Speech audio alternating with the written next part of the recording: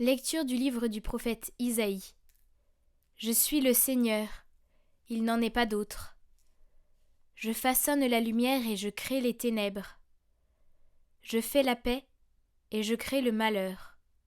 C'est moi, le Seigneur, qui fais tout cela. Cieux, distillez d'en haut votre rosée. Que des nuages pleuvent la justice.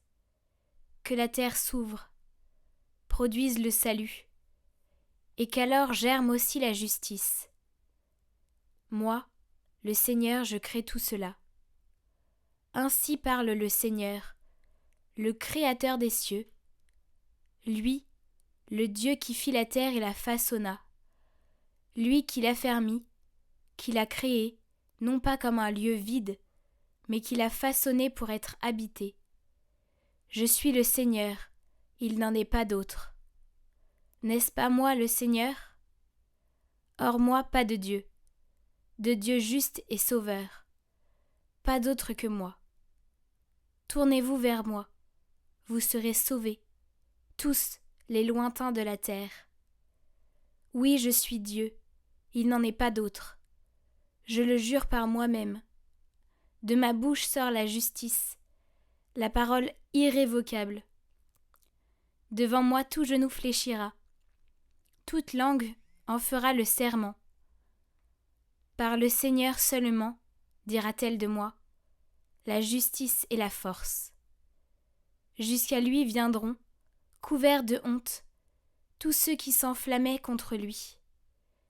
Elle obtiendra par le Seigneur justice et louange, toute la descendance d'Israël.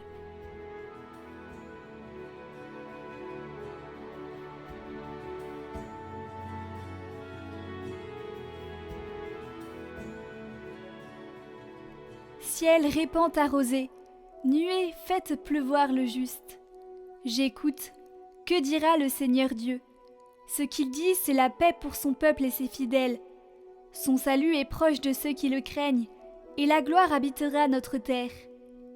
Amour et vérité se rencontrent, justice et paix s'embrassent. La vérité germera de la terre, et du ciel se penchera la justice. Le Seigneur donnera ses bienfaits, et notre terre donnera son fruit. La justice marchera devant lui, et ses pas traceront le chemin.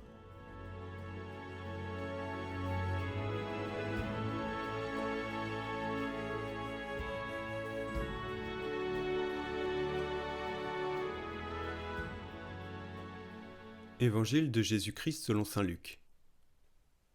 En ce temps-là, Jean le Baptiste appela 2 de ses disciples et les envoya demander au Seigneur : « Es-tu celui qui doit venir, ou devons-nous en attendre un autre ?»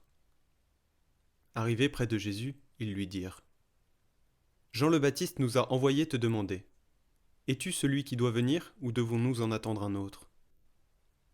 À cette heure-là, Jésus guérit beaucoup de gens de leur maladie, de leur infirmité et des esprits mauvais dont ils étaient affligés. Et à beaucoup d'aveugles, il accorda de voir. Puis il répondit aux envoyés : « Allez annoncer à Jean ce que vous avez vu et entendu. Les aveugles retrouvent la vue, les boiteux marchent, les lépreux sont purifiés, les sourds entendent, les morts ressuscitent, les pauvres reçoivent la bonne nouvelle. Heureux celui qui ne trébuchera pas à cause de moi. »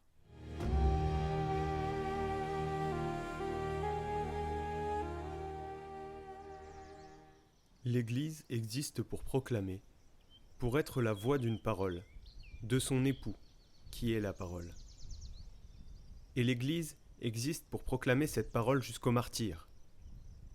Martyrs précisément dans les mains des superbes, des plus grands de la terre. Jean pouvait se faire important. Il pouvait dire quelque chose de lui. Mais je ne pensais jamais à moi. Seulement à cela, il indiquait : il sentait voix et non pas parole. Le secret de Jean. Pourquoi Jean est-il saint et n'a-t-il pas péché ? Parce que jamais il n'a considéré une vérité comme sienne. Demandons la grâce d'imiter Jean, sans idée propre, sans un évangile pris comme propriété. Seulement une église voix qui indique la parole, et cela jusqu'au martyr. Ainsi soit-il.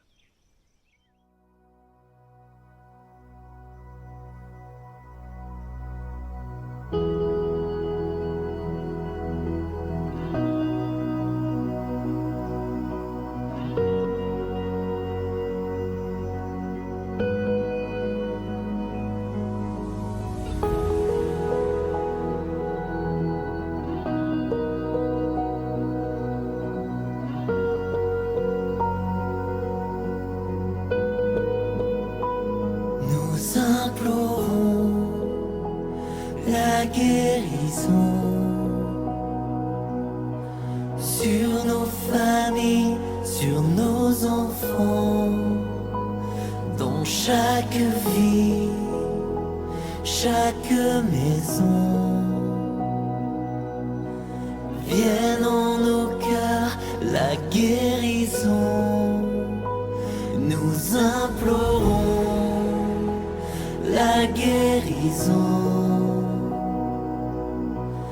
sur nos familles, sur nos enfants, dans chaque vie, chaque maison. Vienne en nos cœurs la guérison,